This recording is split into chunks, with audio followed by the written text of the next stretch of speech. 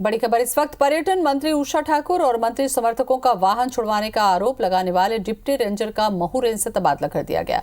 तबादले पर सवाल इसलिए उठ रहे हैं क्योंकि वनपाल राम सुरेश दुबे ने मंत्री उषा ठाकुर और समर्थकों के खिलाफ बड़गोंदा थाने में आवेदन भी दिया था। दरअसल वन मंडल की बड़गोंदा बीट के डिप्टी रेंजर राम सुरेश दुबे ने पर्यटन मंत्री उषा ठाकुर सहित 20 ग्रामीणों के खिलाफ डकैती डालने की धाराओं में केस दर्ज किए जाने को लेकर आवेदन बड़गोंदा थाने में दिया था।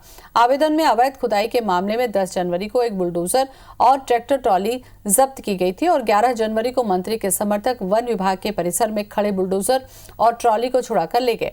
मामले में वन मंत्री विजय शाह ने जांच के आदेश भी दिए, लेकिन इस बीच डिप्टी रेंजर राम सुरेश दुबे का तबादला बड़गोंदा रेंज से मानपुर रेंज में कर दिया गया। तबादले के विरोध में वनपाल ने हाईकोर्ट जाने की तैयारी कर ली है। वहीं कांग्रेस भी इस मामले को लेकर मुखर हो गई है।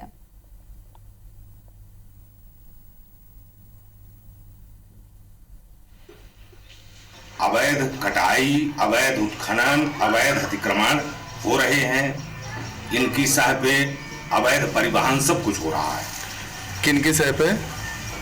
ये जो प्रशासन में बड़े वो मंत्री नेता ये बैठे हैं, इनके द्वारा जबरन दबाव बना के जबरदस्ती दबंगई के साथ ये इस कार्य को कर रही है। सरकार ने अपने मंत्री को बचाने के लिए उस काबिल रेंजर का भी स्थानांतरण कर दिया है।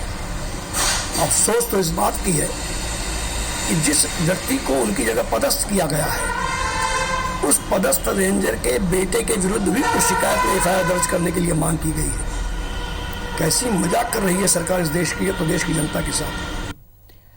और इसी खबर पर ज्यादा जानकारी के लिए हमारे इंदौर से संवाददाता दीपक जुड़ चुके हैं हमारे साथ में। दीपक, क्या समझा जाए, जब तबादले होते हैं तो पसंद नापसंद पर भी होते हैं या फिर सीधे मंत्री से टकराने की सजा के तौर पर भी होते हैं? क्या यही समझे इसे हम?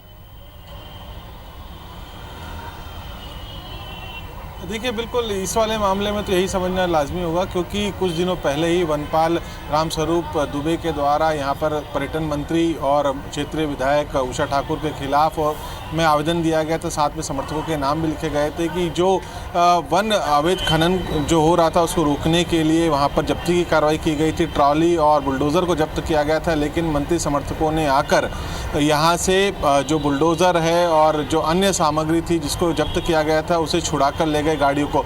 और इसी के विरोध में वनपाल ने आवेदन दिया था पुलिस बड़गोंदा थाने में, जिसमें कि साफ तौर पर पर्यटन मंत्री उषा ठाकुर का नाम लिखा गया था और समर्थकों के नाम भी लिखे गए थे, जिनके द्वारा ये पूरी कार्रवाई को अंजाम दिया गया था। 20 से ज़्यादा ग्रामीणों ने और जो समर्थक हैं उन्होंने यहाँ पर अपनी जो है जब्त जो गाड़ियाँ थी और जो सामग्री थी उसे छुड़ाकर वो लेकर गए।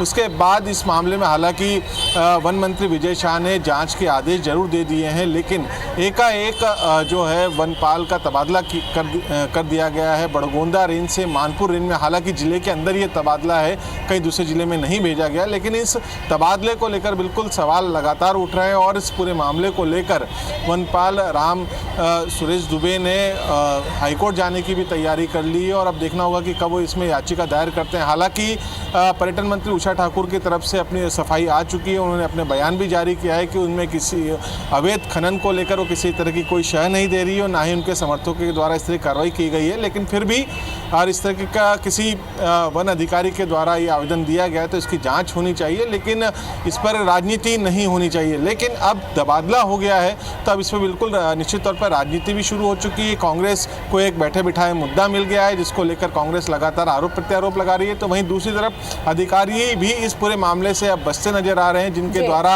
ये तबादला किया गया है, किसके निर्देश पे किया गया है, ये सब चीज़ें अब उससे बचने की कोशिश की जा रही है। लेकिन निश्चित तौर पर ये जो तबादला है ये सामान्य तबादला नहीं है।